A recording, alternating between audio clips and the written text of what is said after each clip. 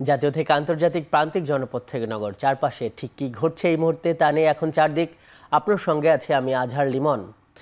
রাষ্ট্র সংস্কার ৩১ দফা সুপারিশ নিয়ে কুষ্টিয়া সহ বেশ কয়েকটি জেলায় নেতাকর্মীদের উদ্দেশ্যে ভার্চুয়ালি বক্তব্য রাখছেন বিএনপির ভারপ্রাপ্ত চেয়ারম্যান তারেক রহমান। সরাসরি চলে যাচ্ছে তার বক্তব্যে। সম্মুখীন হচ্ছি, সে ক্ষেত্রে আমি কি করতে পারি? আমার এলাকায় আমি কৃষক দলের সাধারণ সিনিয়র যুগ্ম আহ্বায়ক, দৌলতপুর শাখা। আমি সেখানে আমি লোকজনের কাছে যাই, কিন্তু কিছু লোকজন আমাকে বাধা দেয় এই রাজনীতি করার জন্য, বিএনপির নেতা কর্মীরাই।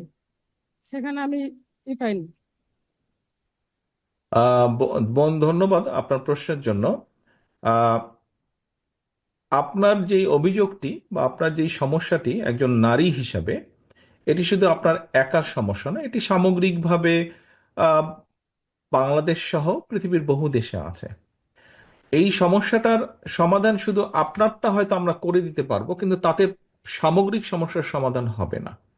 সামগ্রিক সমস্যার সমাধান যদি আমরা করতে চাই, তাহলে আপনার যেই দাবিটি, এটিকে রাজনৈতিকভাবে সমাধান না করে বরঞ্চ এটিকে যদি আমরা সামাজিকভাবে সমাধান করতে পারি, অর্থাৎ এটিকে সামাজিক সচেতনতা তৈরি করতে হবে সামগ্রিকভাবে, যেটি আমি বুঝি বা আমি মনে করি।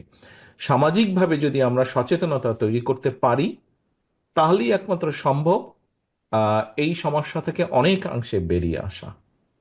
আর আপনার নিজস্ব ব্যক্তিগত যেটা সমস্যা, সেটা আমি আমার নেতৃবৃন্দের সাথে কথা বলবো, ওখানে যারা আছেন। নিশ্চয়ই, কতটুকু পারবো জানি না, তবে নিশ্চয়ই আপনাকে সহযোগিতা করা কিছু না কিছু সম্ভব হবে। ধন্যবাদ। ধন্যবাদ। মাগুরাম। এবার আমি বিনীত অনুরোধ জানাচ্ছি।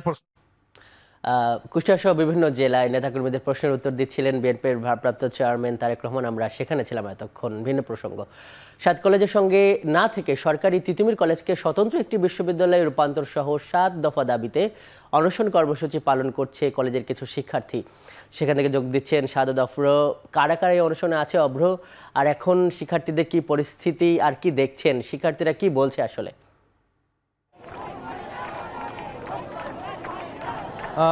লিমন, এই মুহূর্তে আমি আছি ঠিক তিতুমির কলেজের সামনেই।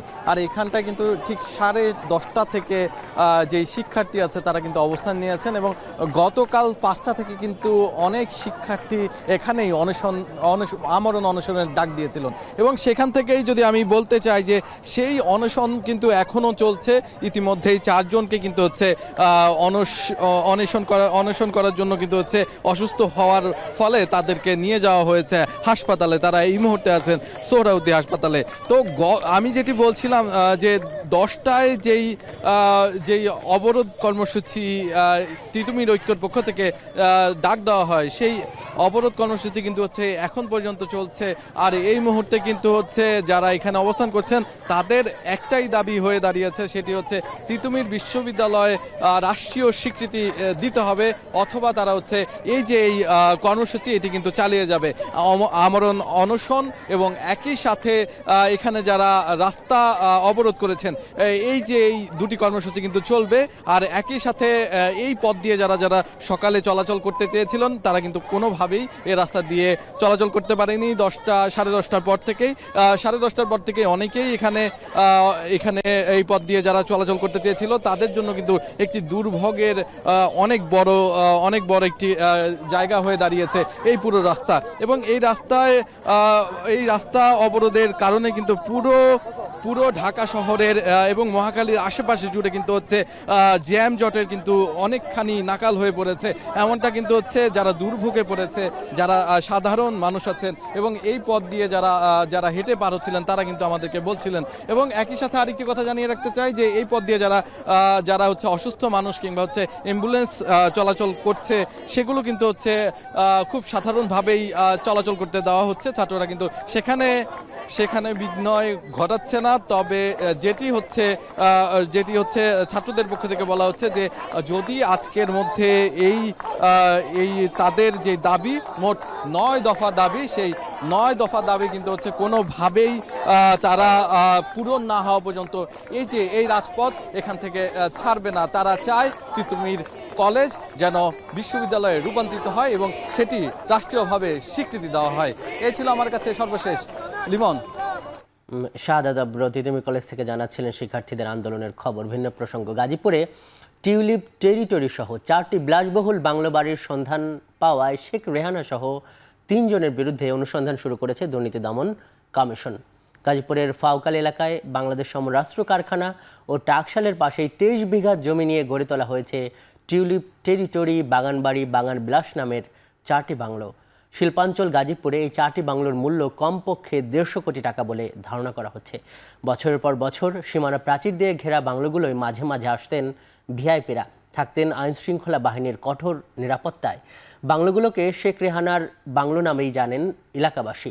এবার এসব সম্পত্তির বিরুদ্ধে অনুসন্ধানে নেমেছে দুর্নীতি রোধে কাজ করা সংস্থাটি। শেখ রেহানা ছাড়াও শফিক আহমেদ সিদ্দিক, তারেক আহমেদ সিদ্দিকের নামও উঠে এসেছে অনুসন্ধানের তালিকায়। দেশের বিভিন্ন জায়গায় সম্প্রতি নারীদের বিভিন্ন বিনোদনমূলক কর্মকাণ্ডে কয়েকটি বাধা দেওয়ার ঘটনায় গভীর উদ্বেগ জানিয়েছে অন্তর্বর্তী সরকার। বিশেষ করে মেয়েদের 2টি ফুটবল ম্যাচ পরিচালনায় যারা বাধা দিয়েছে তাদের প্রতি নিন্দা জানিয়ে প্রেস বিজ্ঞপ্তি দিয়েছে প্রধান উপদেষ্টার প্রেস দপ্তর। প্রেসিং থেকে জানানো হয়েছে, দেশে নারী এবং পুরুষ সবার জন্য সমানভাবে পূর্ণ অধিকার নিশ্চিত করার যথাসাধ্য চেষ্টা করে যাচ্ছে অন্তর্বর্তী সরকার। কেউ নারীদের অধিকার লঙ্ঘন করলে দেশের প্রচলিত আইন অনুযায়ী তার বিরুদ্ধে যথাযথ ব্যবস্থা নেওয়া হবে। এছাড়া যে কোনো গোষ্ঠীর নাগরিকদের প্রতি বৈষম্য বা নিপীড়নের প্রচেষ্টার বিরুদ্ধেও কঠোর ব্যবস্থা নেবে সরকার। প্রধান উপদেষ্টার কার্যালয় থেকে ইতোমধ্যে দিনাজপুর এবং জয়পুরহাট জেলা প্রশাসককে স্থগিত ফুটবল ম্যাচ পুনরায় চালু করার প্রয়োজনীয় পদক্ষেপ নিতে নির্দেশ দেওয়া হয়েছে। সরকার গেল 1 মাসে ক্রীড়া প্রতিযোগিতার নানা ইভেন্টের আয়োজন করে, যেখানে প্রত্যন্ত জেলা উপজেলার হাজার হাজার মেয়ে ফুটবল, ক্রিকেট এবং কাবাডি ম্যাচে অংশ নেয়।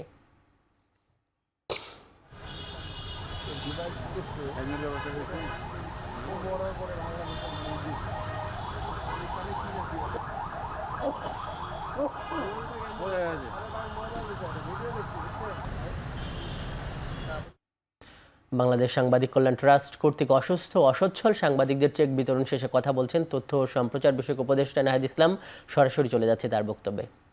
সরকার ছাড়ার সিদ্ধান্ত নিলে আমরা এটা আনুষ্ঠানিকভাবে বলবো, সেরকম কোনো সিদ্ধান্ত এখন পর্যন্ত আমার জায়গা থেকে বা আসিফের জায়গা থেকে আমি যতটুকু জানি যে এরকম হয়নি। কোনো রাজনৈতিক দল গঠনের না, এখনো আমরা এটা ভাবি না। আমরা তো সরকারের কার্যক্রমই করতেছি। তো এই আলাপটা আসছিল যখন আসলে রাজনৈতিক দল থেকে বলা হচ্ছিল যে সরকারের থেকে রাজনৈতিক দলে অংশগ্রহণ, তখন আমি বলেছিলাম যে কথার প্রেক্ষিতে যে নতুন রাজনৈতিক দল হোক বা অন্য কোনো রাজনৈতিক দল হলুক, আমরা সরকারে থাকা অবস্থায় সেটার সাথে সংশ্লিষ্ট হব না। এখন পর্যন্ত আমাদের এরকম কোনো সিদ্ধান্ত বা পরিকল্পনা আসলে হয় না। তাহলে যে বিষয়টা জানার ছিল, যে নিউজটা আপনি বস্তুনিষ্ঠ সংবাদের কথা বলেছেন, গণমাধ্যমের স্বাধীনতার কথা বলেছেন একটু আগে, তো বস্তুনিষ্ঠ সংবাদ এবং সবকিছু মিলিয়ে আজকে যে পত্রিকায় যে নিউজটা আসছে, তাহলে কি এটা ভুল তথ্য ছিল কিনা একদম? আমি মনে করি যে উৎসটা তারা পরিষ্কার করেনি, সেক্ষেত্রে আরেকটু দায়িত্বশীলভাবে এটা প্রচার করা উচিত ছিল, বা তাদের কাছে এরকম এটাকে তো খুবই গুরুত্বপূর্ণ একটি সংবাদ আসলে, তো সেক্ষেত্রে তাদের উৎসটা বলা উচিত ছিল। আমাদের জায়গা থেকে তো এরকম হয়নি আসলে। এখন সেক্ষেত্রে আমরা আরও বলবো যে এই ধরনের সংবাদ প্রচারের ক্ষেত্রে অবশ্যই আরেকটু দায়িত্বশীল ভূমিকা পালন করলে আমাদের সবার জন্য ভালো হবে। উপদেষ্টা আপনি বিবিসিকে একটা ইন্টারভিউ দিয়েছেন, যেখানে বলেছেন যে আপনারা একটা ইনডেমিনিটি দিবেন যারা আওয়ামী লীগ বা তৃণমূল পর্যায়ে যারা আওয়ামী লীগের সমর্থন ছিল, কিন্তু দল হিসেবে নানা সময়ে এই ক্যাবিনেটের অনেক উপদেষ্টাই যেটা বলবার চেষ্টা করেছে যে ফ্যাসিস্টদের আর ফ্যাসিজমের কোনো সুযোগ নেই বা আওয়ামী লীগের আর রাজনীতিতে ফিরে আসার সুযোগ নেই। তাহলে দল হিসেবে কেন নিষিদ্ধ করছেন না?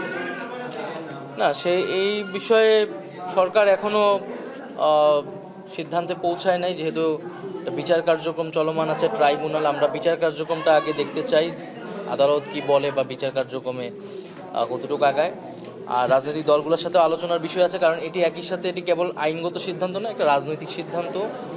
তবে ব্যক্তিগত জায়গা থেকে আমি বা ছাত্রদের পক্ষ থেকে ছাত্ররা বলেছে যে আমরা মনে করি যে আওয়ামী লীগ 15 বছর যে ফ্যাসিজম করেছে, জুলাই যে ধরনের গণহত্যা সংঘটিত হয়েছে, তারপরে আওয়ামী লীগের রাজনীতি করার আসলে অধিকার নাই। আওয়ামী লীগ নামে, আওয়ামী লীগ ব্যানারে আসলে রাজনীতি করার সুযোগ বাংলাদেশে থাকা উচিত না বলে আমরা মনে করি।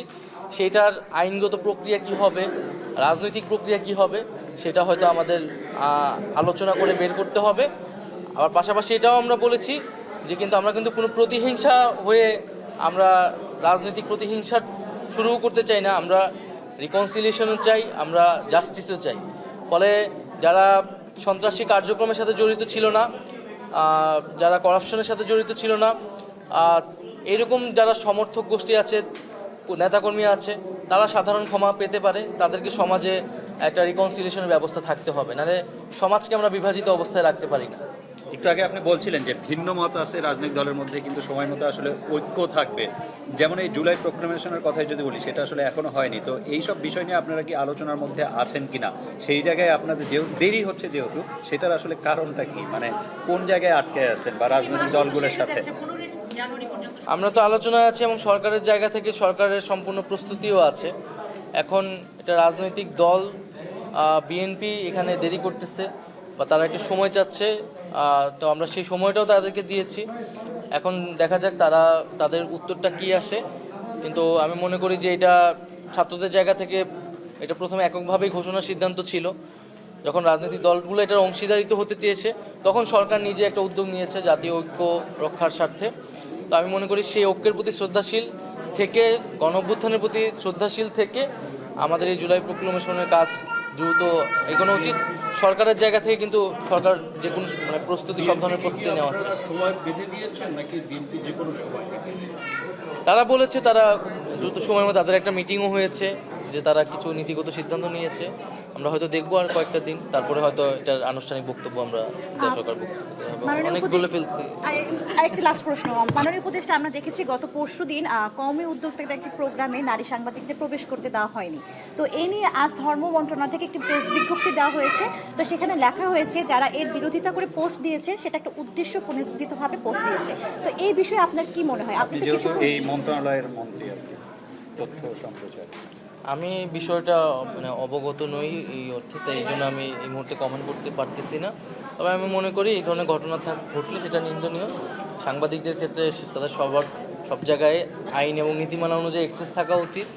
নারী সাংবাদিকদের ক্ষেত্রে আমাদের আরও বেশি নিরাপত্তার কথা ভাবা উচিত, কারণ আমরা মত প্রকাশের স্বাধীনতায় বিশ্বাস করি। যদি এই ধরনের ঘটনা থাকে সেটা আমাদের আলোচনা করে আসলে ভুল বোঝাবুঝিগুলো আসলে নিরসন করা উচিত।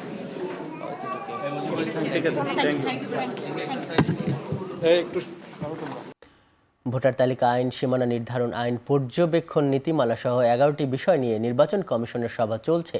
সকালে সিএসসি এএমএম নাসিরুদ্দিনের সভাপতিত্বে সভাটি শুরু হয়। এতে 4 নির্বাচন কমিশনার ও ইসি সচিবরা রয়েছেন। সভায় ভোটার তালিকা আইন 2009 পর্যালোচনা, জাতীয় সংসদের নির্বাচনী এলাকার সীমানা নির্ধারণ আইন 2011 পর্যালোচনা সহ বেশ কিছু বিষয় রয়েছে।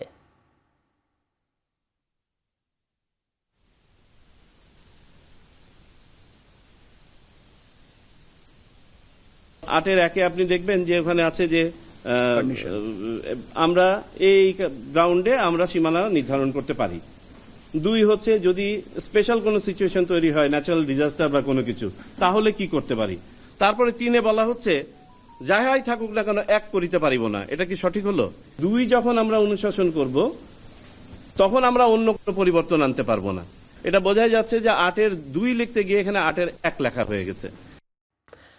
প্রয়োজনীয় সংস্কার শেষে যৌক্তিক সময়ের মধ্যে জামাত ইসলামী গ্রহণযোগ্য নির্বাচন দেখতে চায় বলে জানিয়েছেন দলের আমির ডাক্তার শফিকুর রহমান।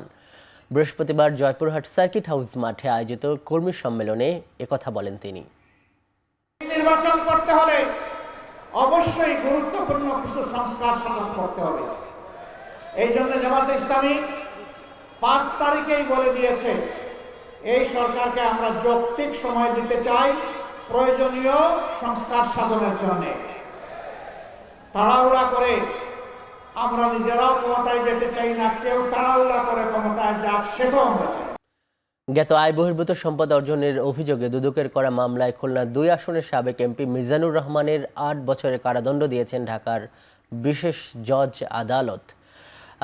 এছাড়া মাদক আইনের মামলায় ঢাকা মহানগর দক্ষিণ যুবলীগের সাবেক সভাপতি ইসমাইল হোসেন চৌধুরী সম্রাটের বিরুদ্ধে চার্জ গঠন করে গ্রেপ্তারি পরোয়ানা জারির মাধ্যমে বিচার শুরু করেছেন আদালত।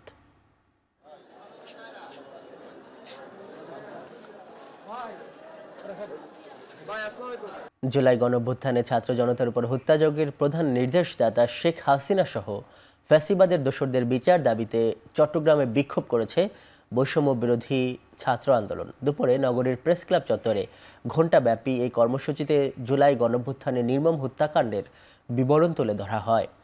এ সময় ছাত্র জনতার উপর হত্যাযজ্ঞের প্রধান নির্দেশদাতা শেখ হাসিনা সহ ফ্যাসিবাদের দোসরদের বিচার দাবি করেন বক্তারা। একই সঙ্গে আন্দোলনে হতাহতদের পরিবারের পাশে দাঁড়াতে সরকারের প্রতি আহ্বান জানান বৈষম্য বিরোধী ছাত্র আন্দোলনের নেতাকর্মীরা। যুদ্ধবিরতির চুক্তির শর্ত অনুযায়ী ইসরায়েল ও হামাসের মধ্যে আজ তৃতীয় দফায় জিম্মি ও বন্দি বিনিময় চলছে। এই ধাপে হামাসের হাতে থাকা ৮ জিম্মির বিনিময়ে মুক্তি পেতে যাচ্ছেন ১১০ ফিলিস্তিনি কারাবন্দী। বৃহস্পতিবার গাজার উত্তরাঞ্চল থেকে প্রথমে ২০ বছর বয়সী এক নারী ইসরায়েলি সেনা সদস্যকে রেড ক্রসের হাতে হস্তান্তর করে হামাস। এরপর গাজার দক্ষিণাঞ্চল থেকে বাকি ২ ইসরায়েলিকে ছেড়ে দেওয়া হয়। একই দিনে গাজা থেকে ৫ থাই নাগরিককেও রেড ক্রসের হাতে তুলে দেওয়ার কথা রয়েছে। শেষ করছি এখন চারদিকে এখন টেলিভিশন। ওয়েবসাইটে দেখতে ভিজিট করুন www.ekhon.tv, ফেসবুকে দেখুন facebook.com/tv.ekhon এবং ইউটিউবে দেখতে ভিজিট করুন youtube.com/c/ekhon tv।